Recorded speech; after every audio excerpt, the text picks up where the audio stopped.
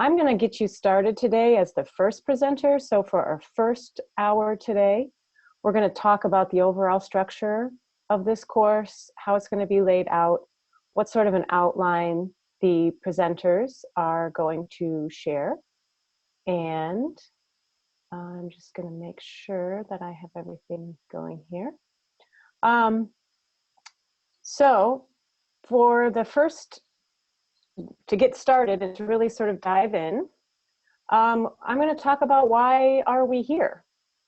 I'm going to get the chat on the side so I can see what everybody's talking about as we go. There we go. Okay. Why are we here? Why did you sign up for this course? And what do you hope to get out of it is where we would like to start. Foreign language instruction is definitely moving online for various different reasons. And you may have a different reason than many of the other people who are in this webinar. Some of those possible reasons may be that your administration is encouraging you or even requiring you to teach online, and maybe you have experience with that and maybe you don't. So that may be one thing that's bringing you to us. The flexibility in access for your students is another possible reason for going online. And sometimes we talk about technology being able to reach the non-traditional student. So perhaps depending on where you are teaching, perhaps you have students who aren't coming to school on a regular basis. Maybe you have homeschooled students. Maybe you're teaching at a community college and the students have daytime jobs. So all of these things are reasons why students may be a non-traditional student and might be able to work more flexibly with technology. So maybe you're trying to reach students like that, or maybe you never thought about the fact that technology could reach students like that. Using specific technology to increase language proficiency, this is a really big one in my view. Technology has some really specific advantages to it, especially for language learning, that research is really showing in various different ways, and we'll talk about some of the specifics of that in a little bit. But things such as text chat and synchronous conversations, asynchronous conversations, video as a learning tool, all of these things are things that can actually help us increase our students' language proficiency if we learn from the research and if we understand how to use them correctly to really utilize the best advantage for each tool. And that's one of the things we're going to be exploring throughout this course. Maybe you're just here because you go online in your day-to-day life, you've seen some great materials online, and you really just want to bring them in and integrate them into your course. So this webinar will help you whether you are a traditional face-to-face instructor, so you're somebody who works in the classroom maybe every day, but you really want to start bringing in more online materials in order to just enhance your lessons. Maybe you teach in a more hybrid format, which means you're meeting face-to-face part of the time, you're online part of the time, or maybe some of you are fully online, and in that case, you're really looking to create a lot of online materials and how to run those things within your course. Some instructors are just looking to meet students where they are, meeting them on their turf. We know that this millennial generation and those that are coming after are often conversant with technology, although there is some question as to how conversant they really are, because we do get some students who are what we call digital natives, students who've been using that technology from birth. And then we get some students who really come into our courses and have no idea what they're doing, how to make a Google Doc, how to go online, and everywhere in between. So using these tools in foreign language, I feel like really meets students where they are, but it also helps them learn to deal with the technology of today. And if we can implement those in our courses, we're helping our students become more technologically savvy, and maybe we're selling our courses a little bit more because students may enjoy using that technology. If any of you are teaching a less commonly taught language, technology may be a way for you to simply keep your program afloat. If you don't have enough students geographically where you live, you may be using technology to reach out to students who are in different geographical areas. A lot of schools don't offer every language that students want to take, and it's more and more possible for students to take courses online so that they can access languages that may not be taught in their actual physical building. And finally, for some of us, it's job security. Because we are required to teach online and we want to have the jobs that are out there, and online teaching is something that's required of us, we're learning these things so that we can keep our jobs or get a job in the first place. Okay, moving on to the next slide. Why are you here? I would love for you, very briefly, because as Stephen mentioned, we have a lot of participants in this class, so we do want to keep the chat as uncluttered as possible, but once in a while myself or some of our presenters may ask you a question and ask for some feedback within the chat. And somebody's always monitoring the chat, and when the other presenters are giving theirs, I will be that person. And but for some of that time, somebody will be sort of collecting some of the major points that come up in the chat, and we're going to be keeping those in a separate Google Doc, and we'll be re-accessing those on occasion in our Q&A sections.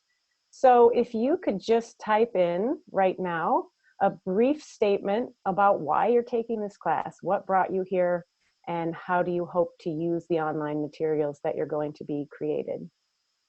And while you're doing that, I'm going to talk about the fact that your reason for going online may affect where you begin. So when you start with creating online materials, you may already have some existing materials. You may already have a syllabus that's been created for you. You may have a textbook that you have to follow.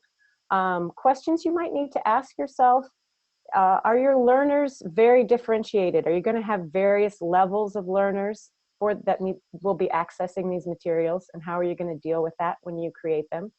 Are you starting from scratch?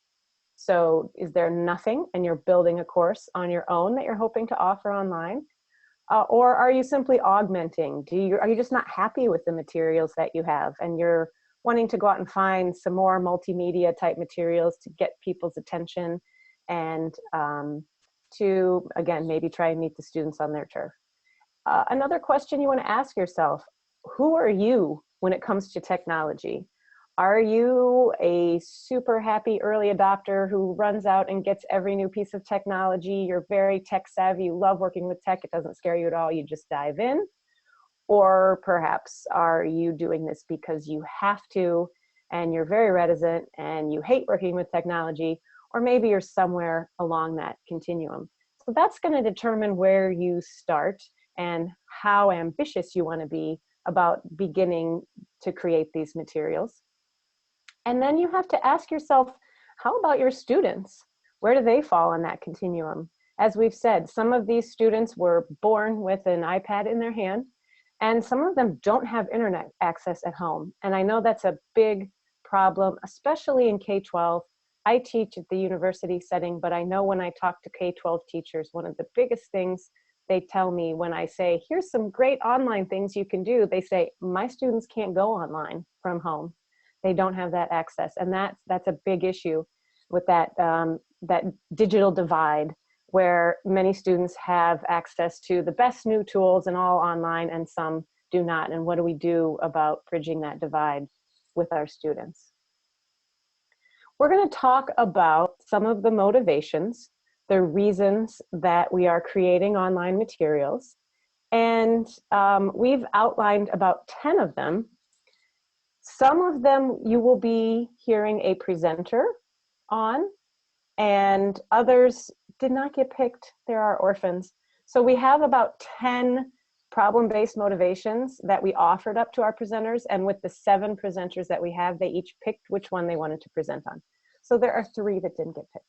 But there's still reasons that you may want to think about, because it may be a motivation that is motivating you to create online materials, and that one may speak to you, and you may be able to do some thinking about that as we go through the sessions. So our second presenter tonight is Masato Kikuchi, who is presenting on our first problem-based motivation, which is that variety of viewpoints or the information array that you get from the available materials.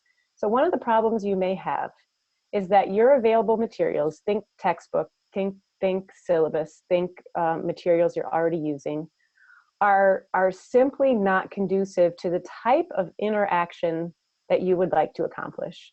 And we all know that textbooks are great for sort of formatting our content, but often fall very short of what we would like to see ideally in our classroom. And because we're all fantastic foreign language instructors, we know that interaction is key to learning a foreign language. So we like to bring in as much interaction as possible. And we're going to talk in these webinars across the next month or so about a lot of ways to increase the amount of input, interaction, and output that your students can accomplish by using specific online tools and by designing your materials in specific and very motivated ways for you that will create the type of interaction in your classroom that you want to see. So for example, maybe those materials in the textbook give every student the same amount of information. They all see the same page all the time, but you would like to create some sort of an information gap activity. You would like for some students to see some information and other students to see different information so that they have to actually communicate with each other in order to get that information. So that might be one motivation that you have for creating online materials. My computer's slightly slow. It takes a second. Let me just do this one instead. Okay. The second one, problem-based motivation number 2, is that typical textbook language. And next week, next Wednesday, in our first session, we're going to hear Jun Da, who's going to talk about the fact that the materials we have often just is kind of generic. I mean, they have to pick something, obviously, in developing the textbook, but it doesn't always reflect that real richness that we get out in the real world. So say you're talking about what do you eat for lunch, and your textbook has a list of things you eat for lunch, but that's not really reflective of what you eat for lunch, or what you know people in the target culture eat for lunch, or what they eat in various different regions of the culture that you're teaching. And you want to be able to access information online that shows the real richness of what's going on in the world. And so that's one thing that we're going to look at using technology to bring in a little more diversity into our instruction and showing maybe people from different ethnic, social, and economic backgrounds. Problem number 3, leveraging technology. So if your current materials are primarily print-based, they may not leverage technology in a way that is unique to technology. And there may be things out there that you're already using that you might be able to use in a different way, or there may be things you don't know about. And some of these tools have very specific and unique advantages. I talked about this briefly before, but let's take text chat, for example. So the research shows us that text chat is an excellent way for beginning language learners to communicate with each other because it's a slowed down conversation, because they are typing back and forth with each other rather than speaking. The conversation moves much more slowly. They have time to view the incoming text, even though it's considered synchronous communication. So it's like a verbal oral conversation. It's in a written format. It just takes slightly longer to type it. It takes slightly longer to read it. And it has a written log so that learners can refer back to material that came before.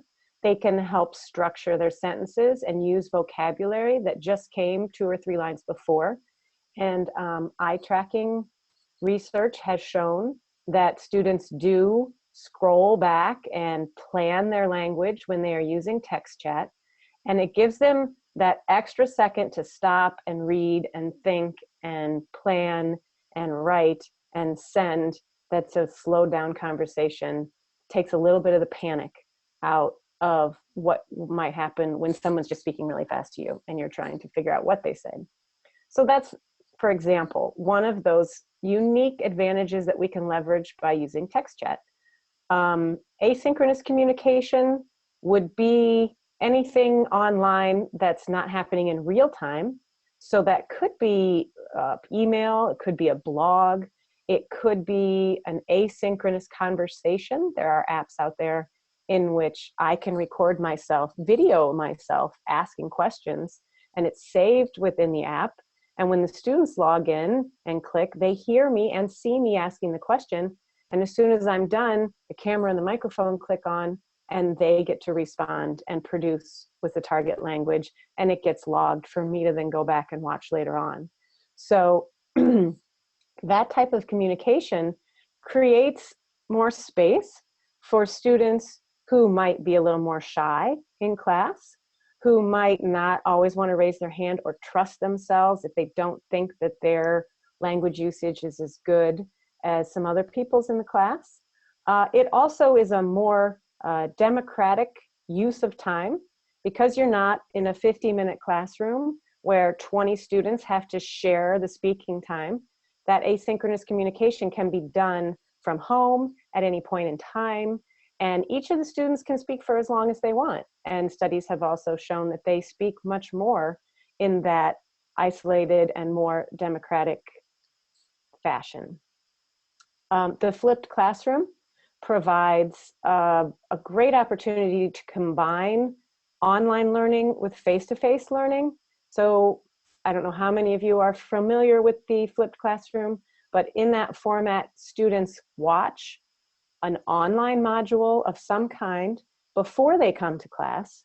So they get a sort of a lecture that may be online.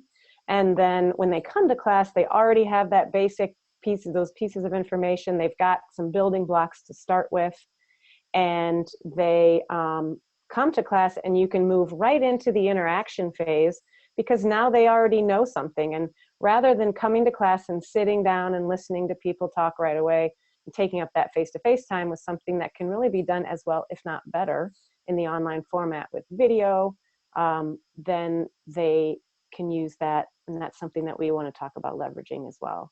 Interactive videos, which can also be used within the flipped classroom, are videos where we're embedding, for example, quizzing. So figuring out, using different apps of ways to embed quizzes into your video. Students watch a video, rather than just sitting and watching, at one point the video stops, a quiz pops up on the screen, they have to answer a multiple choice question correctly before the video will continue on. So that's a great way to keep those online materials more interactive. And then accessing that authentic culture and the authentic language is also a huge advantage, because we know that textbooks can often become outdated the day that they are printed. And everything that's going on online now is right there at our fingertips, and we can use the news, and we can use advertisements, and we can use music and film and TV and all of those great things, and communicating with native speakers. So all of those things are things to think about in putting those lessons online. Okay. Number 4, Greg Kessler is going to talk to us on October 12th. Is a little bit what we talked about with events that are being discussed in the community right now. And for example, anything going on that's not going to be in your written materials may be online. But of course, even if it is something online, for example, 2010, we had the Chilean miners rescue. Up to now, we talk all the time about immigration issues in Europe. And that those types of things are online, and they're great, and we see them, and we may want to use them.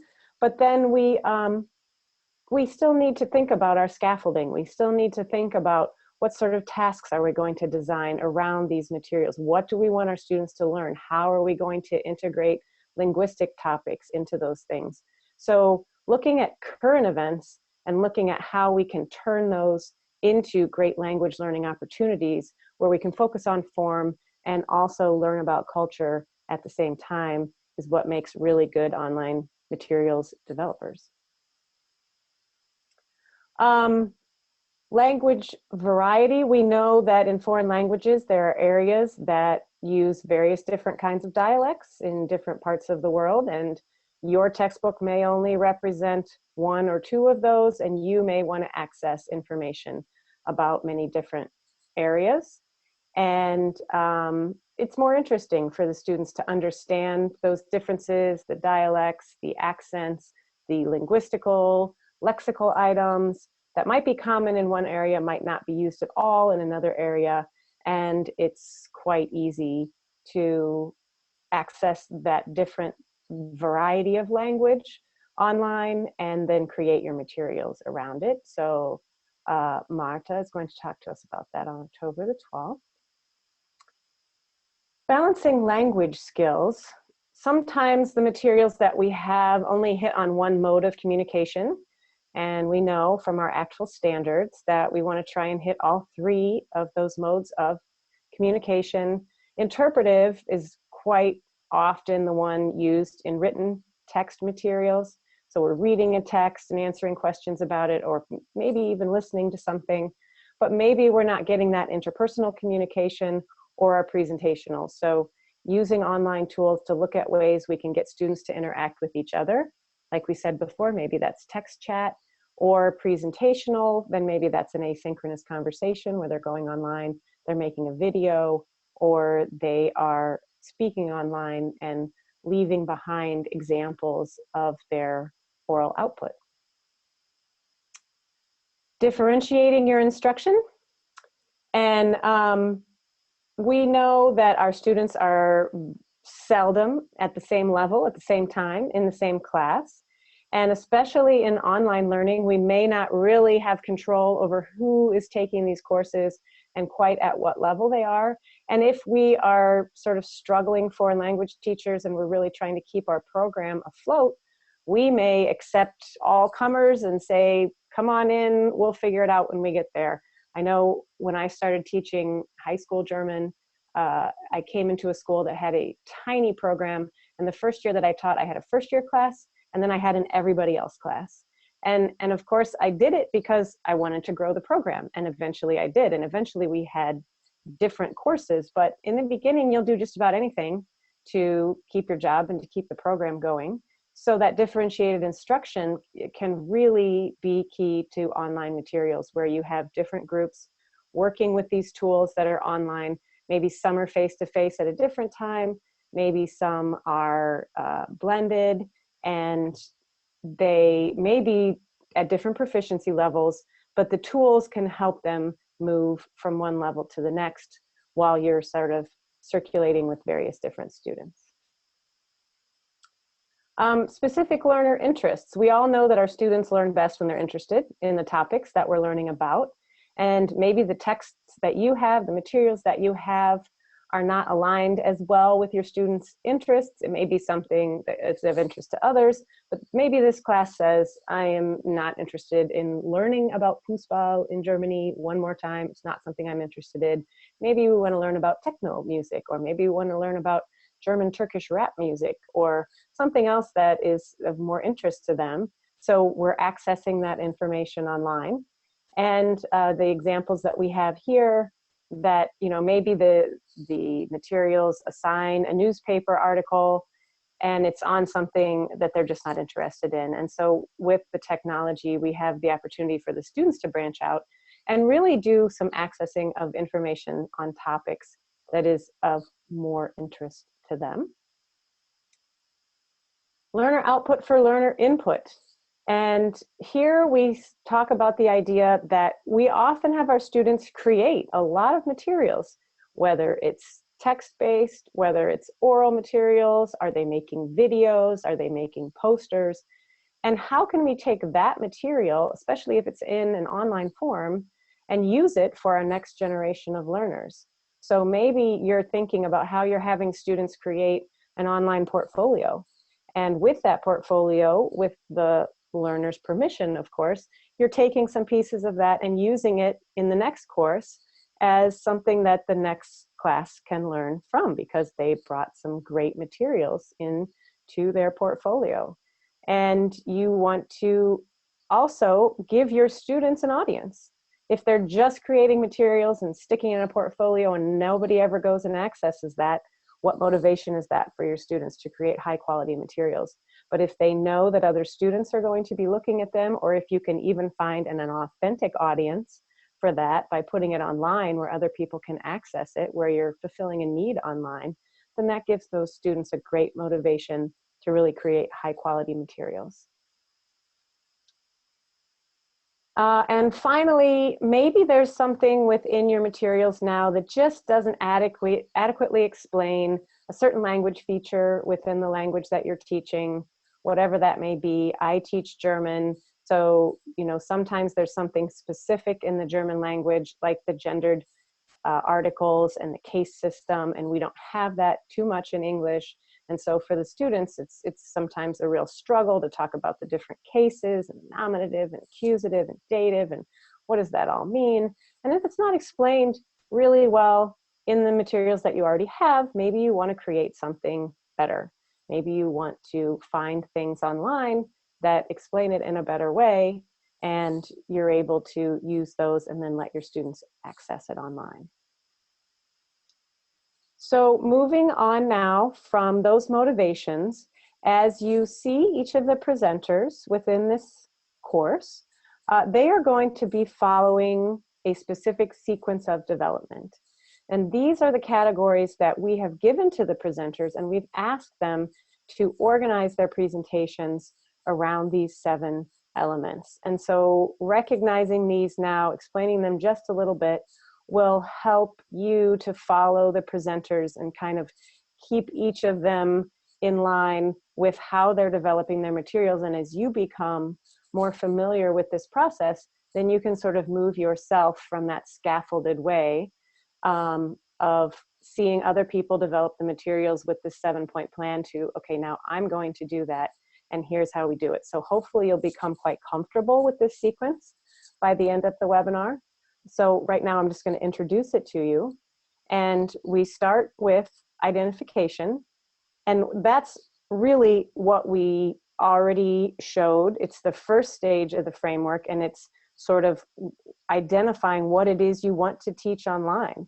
And those motivations that we talked about before really outlined how instructors identify their needs for materials development, and how we like to work from a backward course design. So starting with what you want the students to learn, identifying that first. What is it I want my students to be able to do? These can-do statements that are also coming from ACTFL.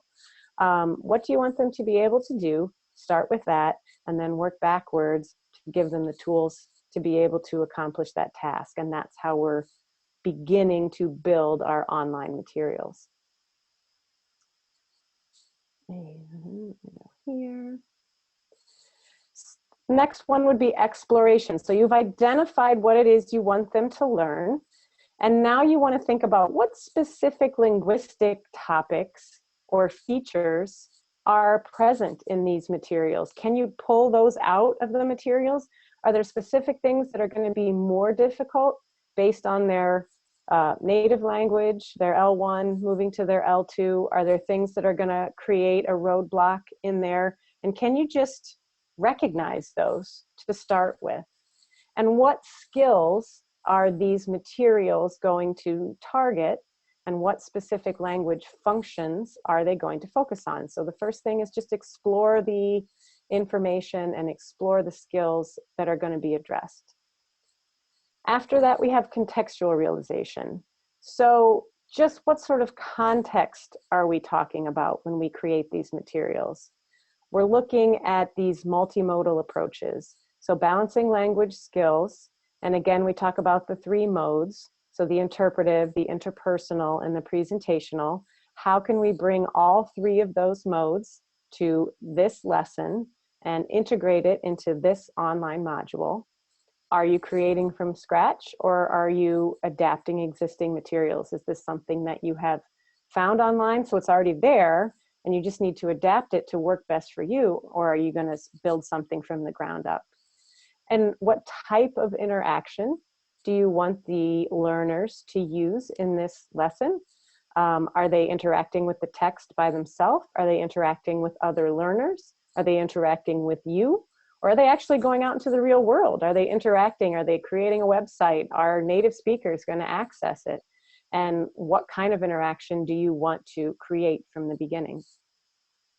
And if you're using things that are already online, are these open educational resources? Do you need any type of a license? Is there anything you need to consider online, or are they simply open and available for you? Then the pedagogical realization. What you have, if you have a text, if you have a video, if you have a website, if you have a film or a short story, how will it need to be modified? How will it need to be scaffolded? How will your students be able to access it? Are they going to need a lot of scaffolding? Or are you giving them something that is slightly below their language level and focusing on a certain grammatical task? So what task or activity will you develop based on the materials that you have? Or what are you going to change about those that are already there? And what sort of instructions are you going to give? So when you're teaching fully online, you have to not only think, what sort of instructions are you giving them that relate directly to the materials and the language learning?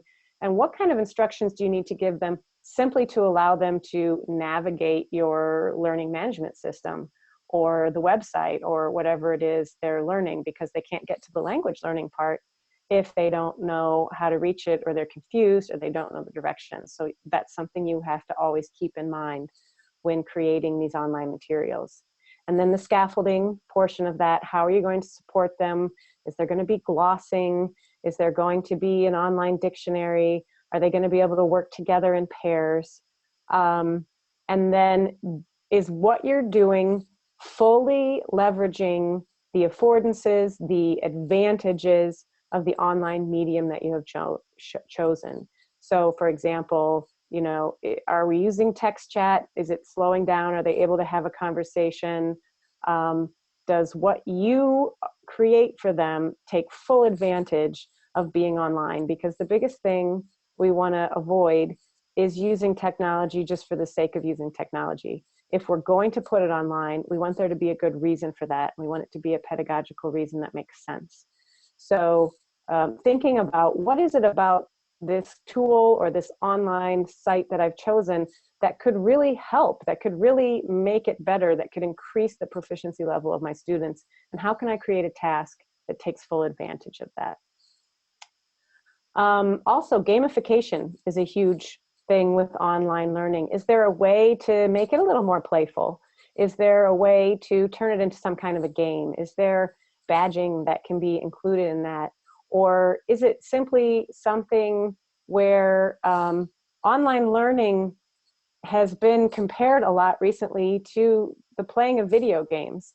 If we can move our students from the old school idea of sitting in the classroom and listening to a teacher to the idea of being involved in the flow. We talk about flow when students are playing a video game, where the learning is happening almost unconsciously because they're so involved in the task.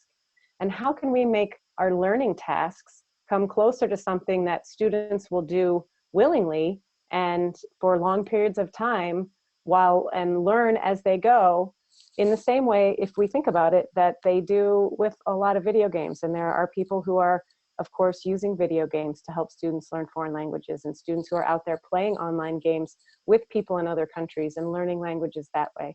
So how can we leverage, again, what the students already love to do, some of them, and turn that into a real learning opportunity? Then we move to the actual physical production of the online materials. What tool options are there? So you know what you want them to do, you know how you want that to look, so what are you going to use? And then, of course, you have the array of the internet out there to choose from. and it can become very overwhelming. So you think that I want my students to discuss something with each other, I want them to give feedback. What tool should I use? And we're going to discuss finding tools, identifying tools, best practices for certain tools. Is layout important? And of course, accessibility is important as well. Can all students access it? Does there need to be subtitles? And many institutions are requiring things like subtitles on all online materials so that they are accessible for everybody. So that's something you need to keep in mind as we're actually physically producing things. And then use in the classroom. How will these materials be integrated into the classroom? Will they be done during class time? This is a blended course. Will they be done all online? Will some of them be synchronous? Will some of them be asynchronous? And how will you divide up your time face-to-face, online, if you have that option?